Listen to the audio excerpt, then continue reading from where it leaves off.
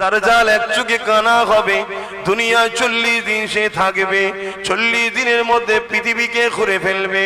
এই 40 দিনে সে নিজেকে খোদা দাবি করবে।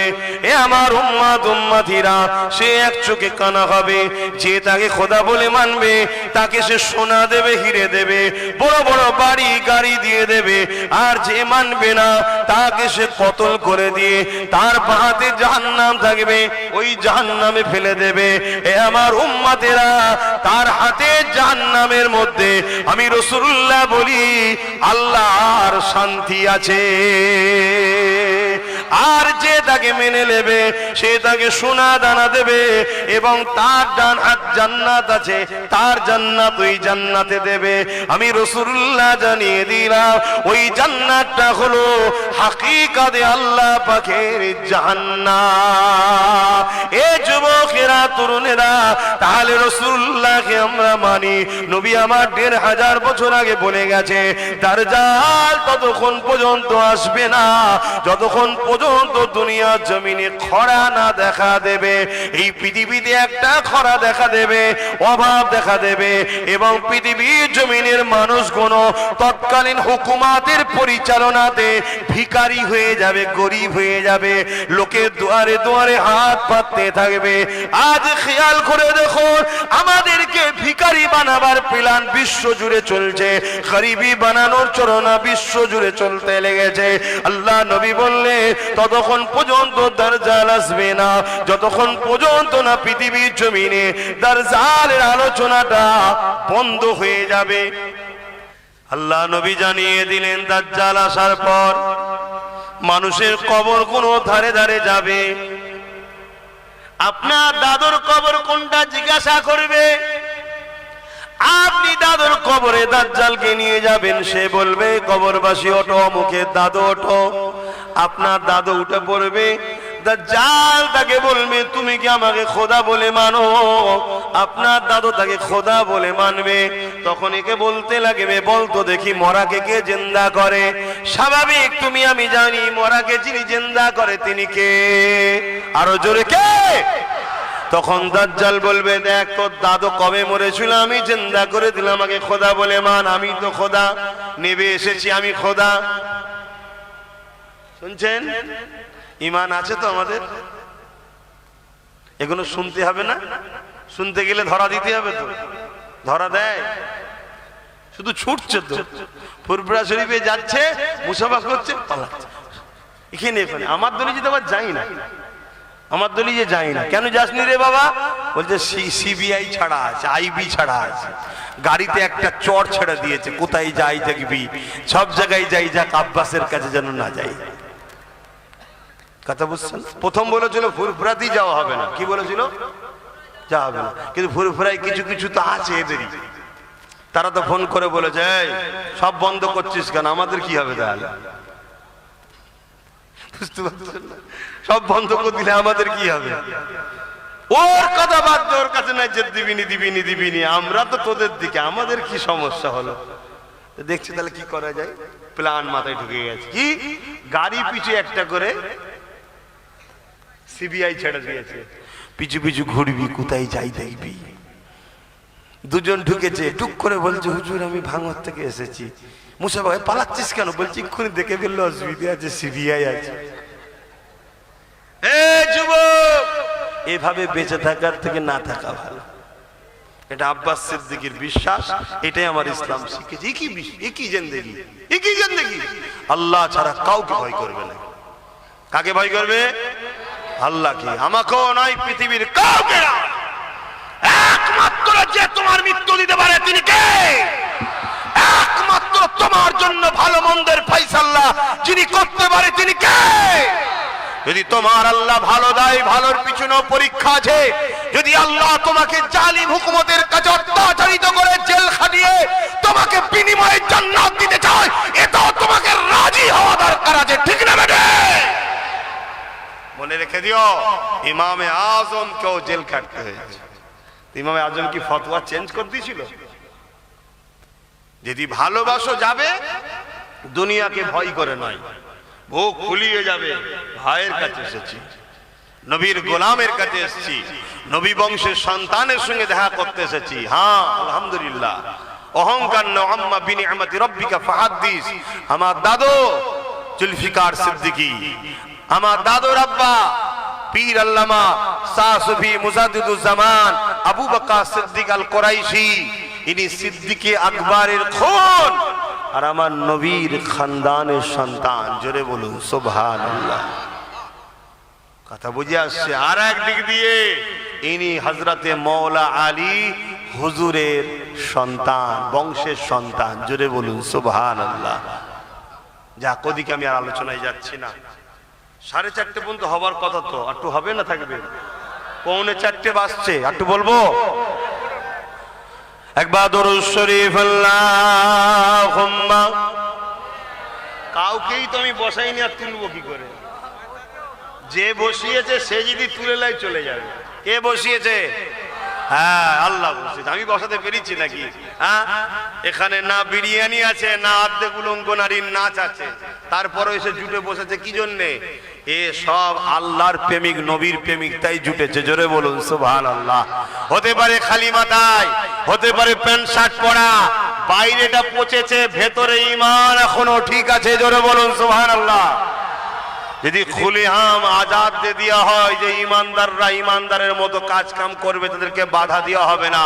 আলহামদুলিল্লাহ, আজকের দিনে পৃথিবীর কোন জায়গায় কি আছে জানি না, বাংলায় ইমানদারের সংখ্যাটাই বেশি হয়ে যাবে। জোরে বলুন সুবহানাল্লাহ। আরো জোরে বলবেন না? কেন হবে? রিসেন্ট যিনি মুজাদ্দেদ হয়ে এসেছিলেন তিনি বাংলার সন্তান, তিনার 100 বছরের ফয়েজ এখনো চলছে। জোরে বলুন সুবহানাল্লাহ। আল্লাহ নবী জানিয়ে দিলেন এমন করে পৃথিবীর জমিনে দাজ্জাল এসে মানুষকে ধোঁকা দিতে লাগবে। যদি কেউ তাকে খোদা বলে না মানে, এমন করে তাকে কতল করে দেবে, টুকরো টুকরো করে দেবে, করে দিয়ে আবার জিন্দা করে দেবে। এই জিন্দা করার ক্ষমতাটা আল্লাহ তাকে দেবে। এ যুবকেরা এমন করে জিন্দা করে দিয়ে বলবে যে আমাকে আল্লাহ বলে মানো।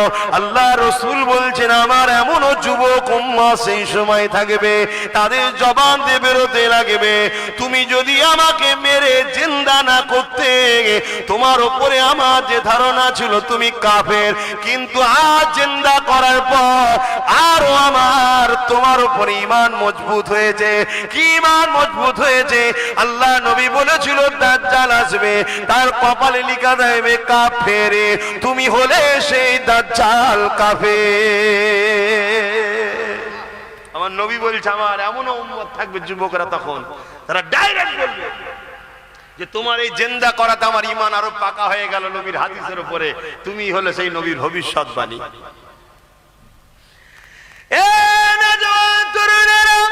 আল্লাহ নবী জানিয়ে দিলেন পৃথিবীর বুকে সব থেকে বড় ফিতনা হলো দাজ্জালি ফিতনা।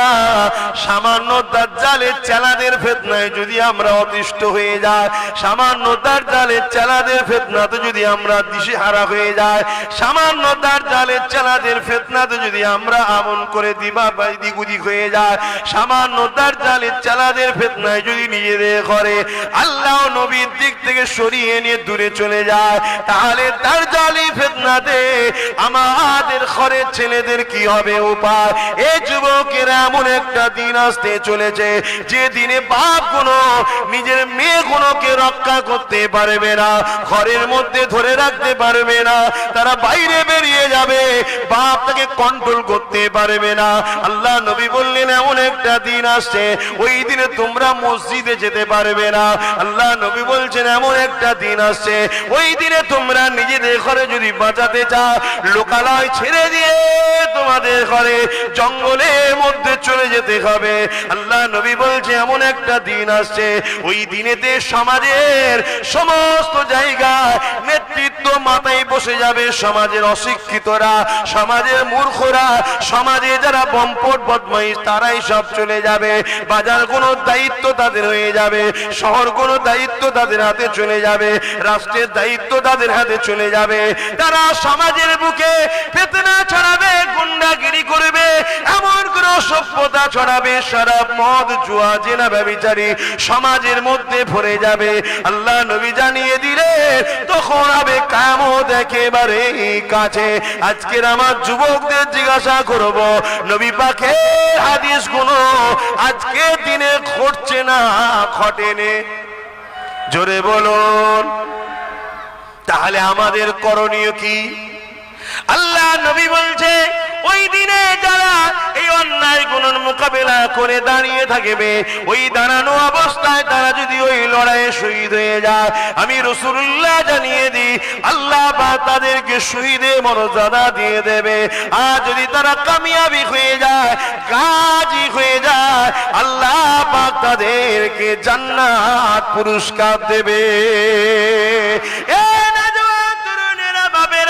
অবাক করা বিষয় হলো এটাই, এই পৃথিবীর জমিনে আজকে দিনে আমরা দেখছি নারীদের উপরে আবার নতুন করে জুলুম হতে লেগেছে, বিভিন্ন ভাবে জুলুম হতে লেগেছে, নারীগুলোকে আবার বেইজ্জতি করা হতে লেগেছে।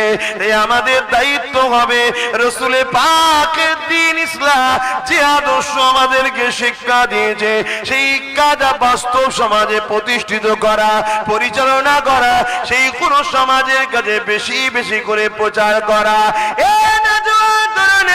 পৃথিবীর জমিনে যারা হকের পক্ষে ছিল তাদের উপরে যুগে যুগে অত্যাচার হয়েছে। তুমি আমি তো অনেক দূরের কথা, আল্লাহ পাক কোরআনে যাদের সম্বন্ধে বলেছে রাদিয়াল্লাহু আনহু ওয়া রাদু আন, আমি আল্লাহ যাদের উপরে রাজি, যারা আমার উপরে রাজি, তারা হলো সাহাবা। ওই সাহাবা হুজুরদের উপরে কেমন অত্যাচার হয়েছে জানো? তার থেকেও বড় বিষয়, জিনাকে সৃষ্টি না করলে কুল কায়নাত আল্লাহ বানাতেন না। সেই নবী পাকের উপরে কত অত্যাচার হয়েছে দেখো। আল্লাহ নবী নাই কথা বলার জন্য, আল্লাহ নবী সত্য কথা বলার জন্য, আল্লাহ নবী মানুষের পক্ষে দাঁড়াবার জন্য, আল্লাহ নবী গরিবদের ঘরে বাঁচাবার চেষ্টা করার জন্য, গরিবের হয়ে কথা বলার জন্য। আজ থেকে 1000 বছর আগে যখন নারীগুলোকে পুঁতে দেওয়া হতো, মেরে দেওয়া হতো, ওই নারীদেরকে বাঁচাবার জন্য নবী যখন কথা বলেছিল, তখনকার ক্ষমতার আসনে যারা বসেছিল তারা আমার নবী পাককে কেমন জুলুম করেছিল। আল্লাহ নবী যখন আল্লাহ দাসত্বে সিজদায় পড়ে যেত, তারা সঙ্গে সঙ্গে পচা দুম্বার ভুঁড়িগুলোকে নিয়ে আল্লাহ নবীর পিঠের উপরে চাপিয়ে দিত। আল্লাহ নবী পচা দুর্গন্ধ ভুঁড়িকে নিয়ে মাথা তুলতে পারতেন না। নবী আমার রব্বি রব্বি রব্বি আওয়াজ তুলতে, সুবহান রাব্বিল আলা আওয়াজ তুলে সিজদায় পড়ে থাকতে। আমার নবী পাকে কলিজা টুকরি খাতুনে জান্নাত তখন ছোট ছিলে, তিনি আগিয়ে এসে আব্বা জানের পিঠ থেকে যখন ওই দুম্বার পচা ভুঁড়িগুলো নাপিয়ে দিতে, তখন আল্লাহ নবী মাথাটা দুটাতো। এ যুবকেরা হকের পক্ষে থাকাইতে আমার নবীর ওপরে যদি জুলুম হতে পারে, আমার ওপরে হবে না এ আশা করাটা তো আমার পিতা হবে, তোমাদের ওপরে হবে না এ আশা করাটা তো পিতা হবে। তবে মনে রাখবে, তুমি নিজেকে তোমার আল্লাহর কাছে লুকাতে পারবে না। তুমি হকের পক্ষে যদি থাকো, যতই জুলুম আসুক না কেন, যত অত্যাচার আসুক না কেন, তুমি পাকে মজবুত করে রাখো। যদি ওই অবস্থায় তোমার মৃত্যু হয়ে যায়, কোনো চিন্তা করো না, কেননা মৃত্যু তো একদিন না একদিন হবার। তবে হকের পক্ষে যদি মৃত্যু হয়, মনে রেখে দিও আমার আল্লাহ তোমার জন্য দুনিয়ার সমস্ত গুনাহ মাফ করে দিয়ে নাজাত দিয়ে দেবে। আরো জোরে বলুন সুবহান। ইসলামের কথাই বলছি তো নাকি? একটু সবাই আওয়াজ দিয়ে বলুন, বলছি তো নাকি? কারা বলছেন যে ইসলামের কথাই বলছেন একটু হাত তুলে সাক্ষী দেন, একটু হাত লম্বা করে তোলেন। আলহামদুলিল্লাহ। 2-4টা যদি মাতাল এখন বলে যে কি বলেছিল ইসলামের কথা বলেনি, তা আমি কি করতে পারি বাবা? ঠিক না বে ঠিক গো? কেউ যদি মনে করে যে ভাঙরে আসা বন্ধ করে দেবো, এখানে আসা বন্ধ করে দেবো, ওরে পাগল, আল্লাহর জমিনটা কি শুধু ভাঙর কেলিয়ে নাকি? হ্যাঁ, এই আল্লাহর জমিনটা কি শুধু ভাঙর কেলিয়ে? কিছু বলবেন? আচ্ছা, কি গো বলবেন তো, আল্লাহর জমিনটা কি ভাঙর কেলিয়ে? হ্যাঁ, শোন, তুই তুই তো আমায় বলবি দুনিয়া শয়তানের খুশি করার জন্য বলবি যে ভাঙরে আসা বন্ধ করে দেবো। শোন, আমার আল্লাহ যদি তোকে জান্নাত যাওয়া বন্ধ করতে কি হবে বলতে, কি কেমন হবে? কি যে ঠিক আছে, আমার নবীর গোলামটা, আমার নবীর বংশের ছেলেটা আব্বাস যখন হক কথা বলছিল, তো দুনিয়ার শয়তান তোকে চাপ দিয়েছিল, এই কি হলো, কি করে এইসব হচ্ছে দেখতে পাচ্ছিস নি? তুই তখন দুনিয়ার ওই শয়তানকে খুশি করার জন্য এলাকার গরিব গরিব ছেলেগুলোর উপর জুলুম অত্যাচার করেছিলি, চমকেছিলি, ধমকেছিলিস।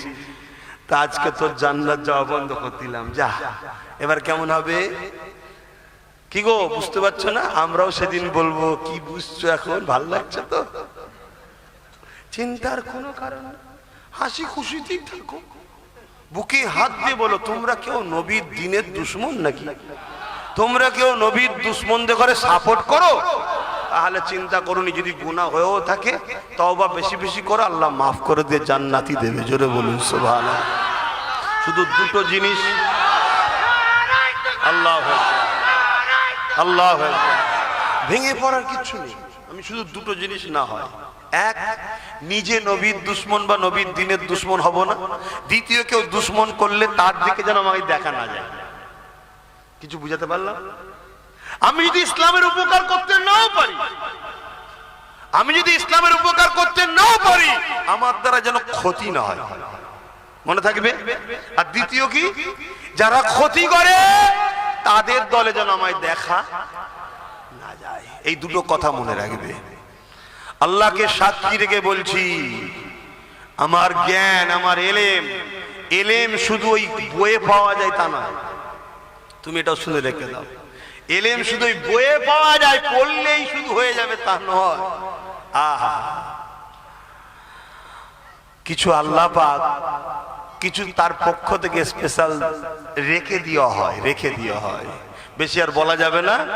তো নবী পাককে যদি তুমি ধরে রাখতে পারো, তো নবী পাককে ধরবে কি করে?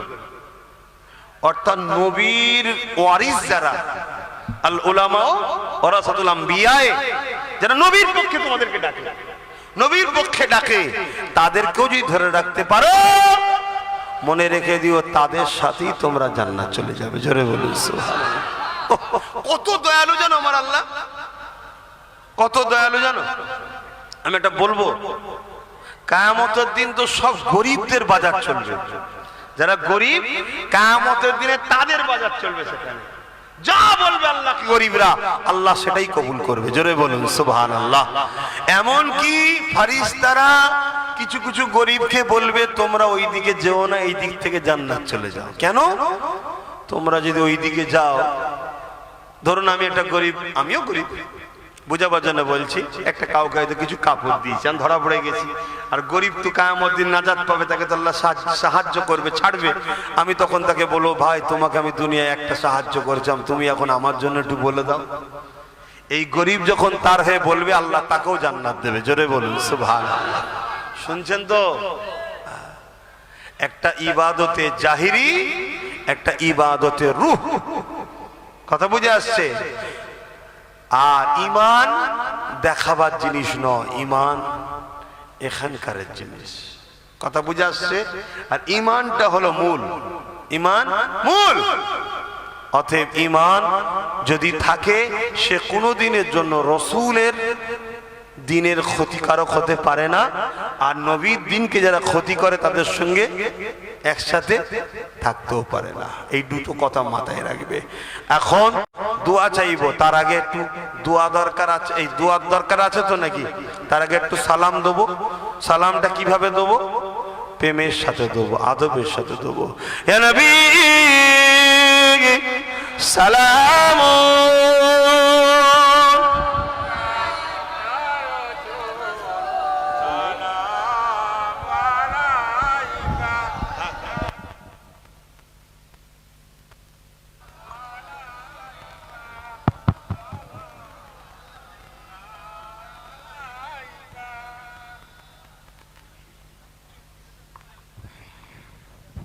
আমার বাপ ভাইরা মন দিয়ে শোনেন।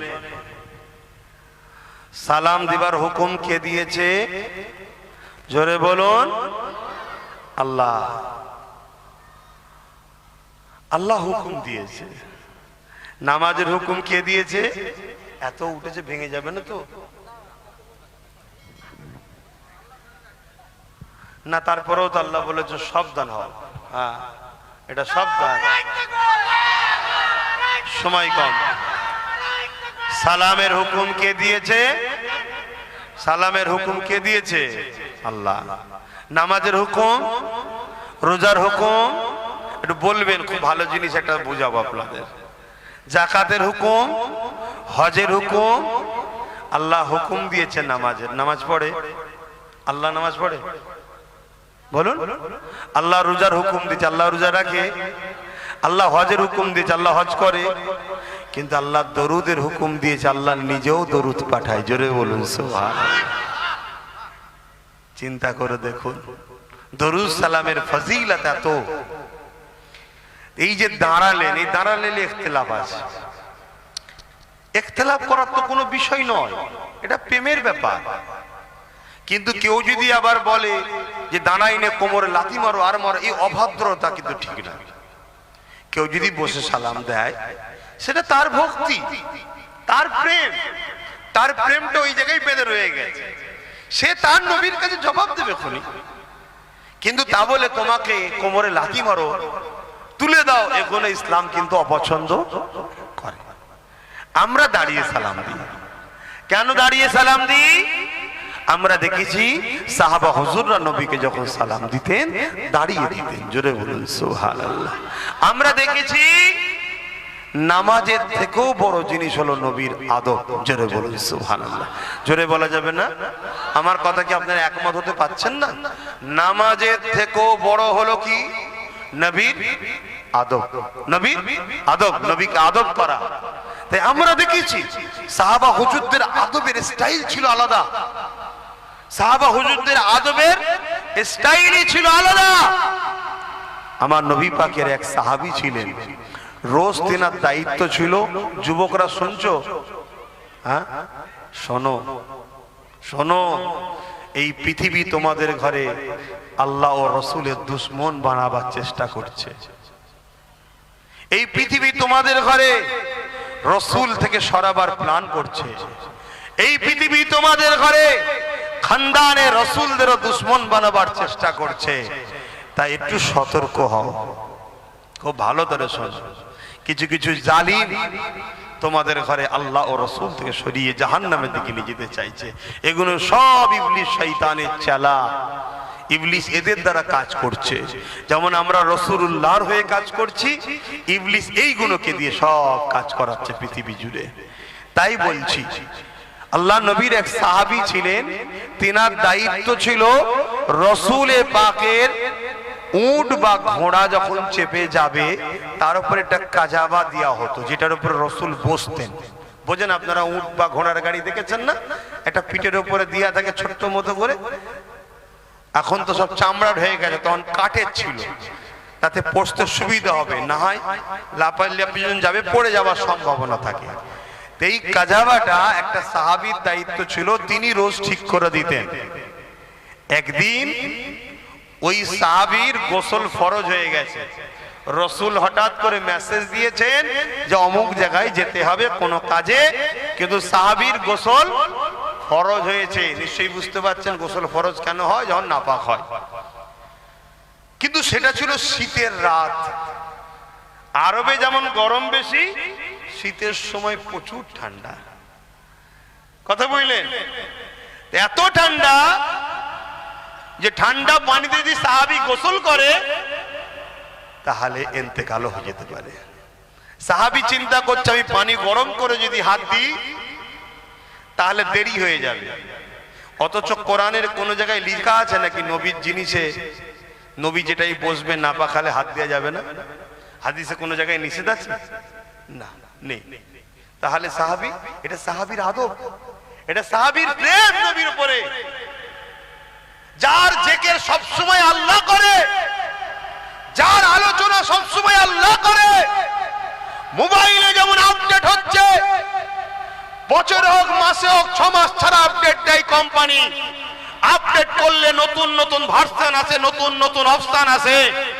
আরে আমার আল্লাহ তিনি তিনার বন্ধুকে সব সময় মাকাম ইজ্জতের আপডেট বাড়িয়েই যাচ্ছে। জোরে বলুন সুবহানাল্লাহ। আমরা সেই নবীর উম্মত, সেই নবীর উম্মত। নিজেকে চিনতে শেখো। আল্লাহ তোমাদের পেটে মৃগ নবী দিয়েছে। ওই খুশবুতে তুমি পাগল হয়ে হরিণ যেমন জঙ্গলে ঘুরছিল, তুমিও পাগল হয়ে যে দুনিয়ার ফাসেক ফাজিল বেহুদা বদমাইশ চোর লম্পটদের পিছনে ঘুরে বেড়াচ্ছ। আল্লাহ তোমাকে কোন নবীর উম্মত করেছে? যে নবীর উম্মত, যে নবীর উম্মত হওয়ার জন্য মুসা থেকে ঈসা নবী সবাই আল্লাহর কাছে আশা করেছে। আরশে আজিমে যে নবীর নাম লেখা আছে, বাবা আদম যে নবীর ওসিলা দিলে দোয়া কবুল হলো, জান্নাতের পাতায় পাতায় যে নবীর নাম, হুরেদের ঠোঁটে হুরেদের চোখে যে নবীর নাম, ফেরেশতাদের জবানে যে নবীর নাম, তাওরাতে যে নবীর নাম, জবুরে যে নবীর নাম, ইনজিলে যে নবীর নাম, প্রত্যেকটা আসমানি কিতাবে যে নবীর নাম, সেই নবীর উম্মত তুমি আমি। তোমার আমার মাকে ভাবা দরকার আমি কে। যেমন আমি পীর ঘরের ছেলে, হুজুর ঘরের ছেলে, আমার বসার জায়গাটা একটু দেখা দরকার। আমি যেখানে সেখানে বসতে পারি? এই বসতে পারবো? যে কোনো লোকের সঙ্গে আমি উঠা বসা করতে পারবো? যে কোনো একটা লোককে এখানে বসে আমি নিচেই বসতে পারবো? কেন? আল্লাহ আমাকে, আমি নিজেকে না মর্যাদা দিল, আমার একটা মর্যাদা আল্লাহ দিয়েছে দাদা হুজুর আওলাদ। তা তুমি নিজেকে না চিনতে পারলো, আল্লাহ তোমাকে উম্মতে মুহাম্মাদি করেছে। তোমার নেতৃত্ব কে দেবে তোমার ভাবা দরকার আছে না নাই? তুমি এক ফাসিক ফাজিল জাহান্নামী শয়তানকে তোমার লিডার নেতৃত্ব ইমাম বানাচ্ছ, মুনাফিকি করছে তারা, তাদের পিছনে তুমি ঘুরে বেড়াচ্ছ। তুমি এখনো সময় আছে, পরিবর্তন হও। আর না হয় কি হবে? 80 বছর পর প্যালেস্তাইনে যা হচ্ছে তোমারও 80 বছর পর তাই হবে। প্রথম থেকে ওদের ভাবা দরকার ছিল যে আল্লাহর কোরআন বলেছে সাপকে কখনো দুধ কলা খাওয়াতে নাই। সব জায়গায় লিয়েছে লাও লাও লাও লাও লাও লাও, মাথার উপর তুলে দিয়ে জায়গা জমি সব এখন দখল করে দিয়ে মেরে বার করছে। এবার বলছে কি হলো? এখন কি হলো? তোমার আমার দশাটা ওই দিকেই যাচ্ছে। অতএব আব্বাস সিদ্দিকী ফালতু বকে না, আব্বাস সিদ্দিকী ফালতু লড়তে আসে না, আব্বাস সিদ্দিকী ফালতু বুঝাতে আসে না। আব্বাস সিদ্দিকী যেটা করছে অনেক কিছু ভবিষ্যৎ বর্তমান কোরআন সুন্নাহ দেখে, ইতিহাস দেখে, আমার মাদানী ওয়ালার ইশারাতে অনেক কিছু করা হচ্ছে। সেগুলোকে খেয়াল রাখো, বুঝার চেষ্টা করো।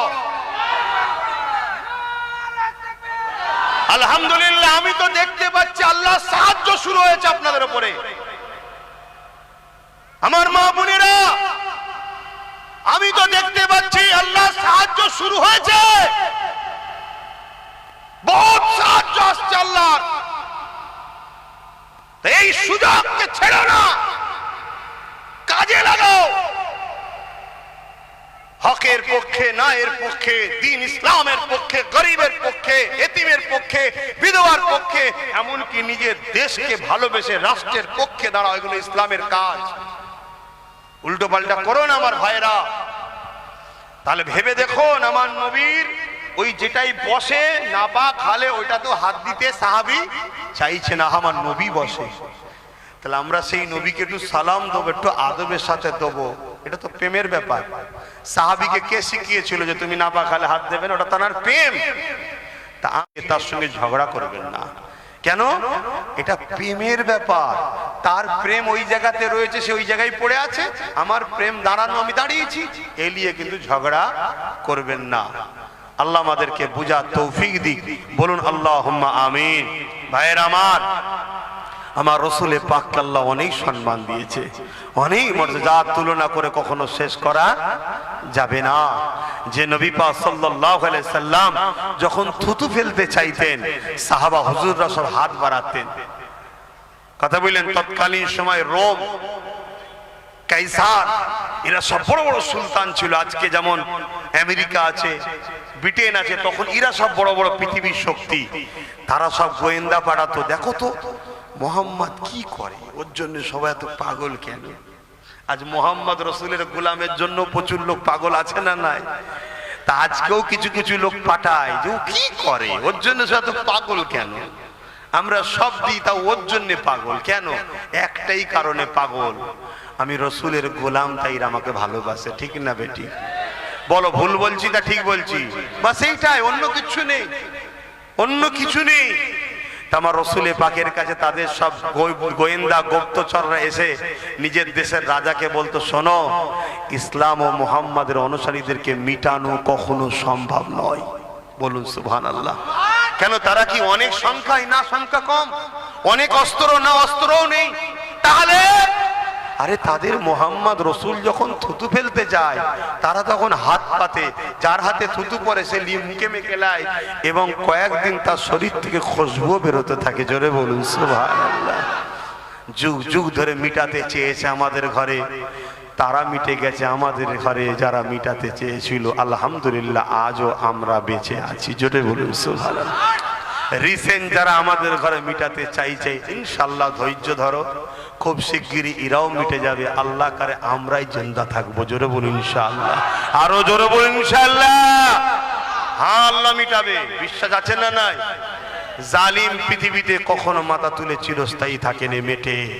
যদি ইসলাম জালিম হতো, মিটতো, থাকতে পারতো না, মিটে যেত। সব মিটে গেছে, আজও রয়ে গেছে। আসুন মোহাব্বতে সেই নবীকে সালাম দেন। ইয়া নবী সালাম, ইয়া রাসূল, ইয়া হাবিব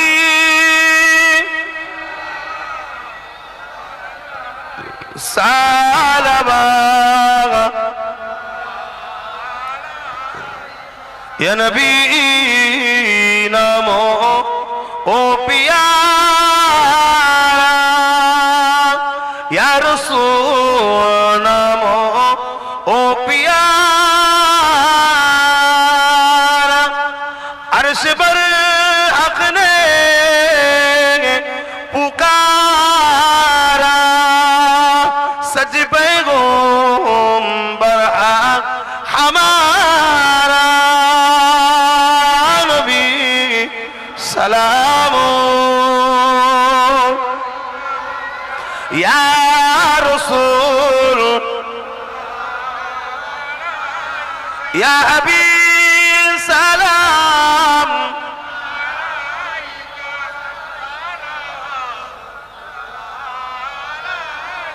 কঠিন হাসরের দিনে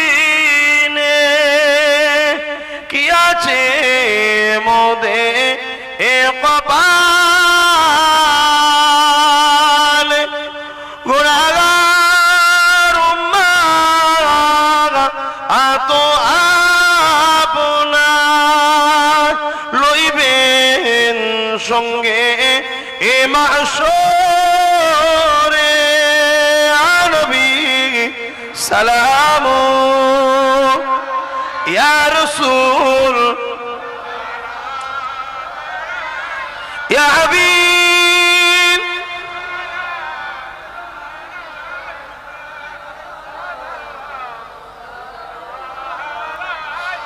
আমার আব্বা জানেরা, আম্মা জানেরা, ভাইয়েরা, বোনেরা, আমার কথায় কেউ কষ্ট পেচ্ছেন না তো? আমার আজকের ব্যবহার, আখলাক, কথাবার্তা দেখেও কষ্ট পেলেন না তো? দিন ইসলামের ব্যাপারে যা বলিছি কেউ কষ্ট পেলেও তো কিছু করার নেই। তবে মনে রাখবেন, আপনাদেরকে এখান থেকে আমি ভালোবাসি না, এখানে জিনাকে রেখেছি, এখান থেকে ভালোবাসি তিনার জন্যে, মোহাম্মদ রসুলের জন্য ভালোবাসি। সেই হিসাবে বলে দিয়ে গেলাম, সেই হিসাবে বলে দিয়ে গেলাম, হাতির দেখানো দাঁত আলাদা থাকে, চিবানো দাঁত আলাদা থাকে। যদি আমাকে বিশ্বাস করেন, মজবুত যেভাবে হচ্ছেন, আরো হন, আরো হন, আরো হন, আরো হন। যত আপনাকে আগুনে দেবে, যত আপনাকে পিটবে কামার, তত আপনি ধারওয়ালা হবেন। আর ধারওয়ালা হলেই সমাজে কাজে লাগবে। ঠিক না বে? ঠিক। অতএব চিন্তা করার কিছু নেই। এই জিন্দেগি আপনার না আমার, জিন্দেগিটা আমার। এ তো আল্লাহ আমায় ব্যবহার করতে দিয়েছে, তিনি যখন চাইবে লেলেবে। কিছু করার আছে? কত লোক তো চলে যাচ্ছে বিমার হয়ে, অসুস্থ হয়ে, আর হয়ে বিছানায় পড়ে পড়ে চলে যাচ্ছে। এই বিছানায় পড়ে পড়ে কাপুরুষের মতো যাওয়ার থেকে যদি গরিব, অসহায়, দিন দুঃখী, অত্যাচারী, মজলুম মানুষের জন্য হয়ে যদি আজ কথা বলে যদি তার জন্য চলে যেতে হয়, তো অসুবিধে কিসের আছে? গর্ব গর্ব। আমার দাদা হুজুর কলিকাতার যে ব্রিকে কি বলে শহীদ মিনারের চিৎকার দিয়ে বলে, ব্রিটিশ সরকার তোমার আইন মানি না, লক্ষ লক্ষ মানুষ নিয়ে। তাহলে সরকার ব্রিটিশ যখন অন্যায় করেছিল দাদা হুজুর প্রতিবাদ করেছে না করেনি? তাহলে আজ আমার মাদ্রাসাকে যারা মিটাতে চাইবে, সে বল্ডু জাতীয় হোক আর শিক্ষক বন্ধ করে হোক, তাদের বিরুদ্ধে বলা দরকার আছে না নাই? অতএব এই জালিম ঘরে আল্লাহ ধ্বংস করুক, বলুন আল্লাহুম্মা আমিন। তো ভাইয়ের আমার, এখন দোয়া চাইবো, দোয়ার প্রয়োজন আছে, সকলে গায়ে গায়ে বসে যান, দোয়া চাওয়া হবে। দরুদ শরীফ। আল্লাহুম্মা সাল্লি আলা সাইয়্যিদিনা মাওলানা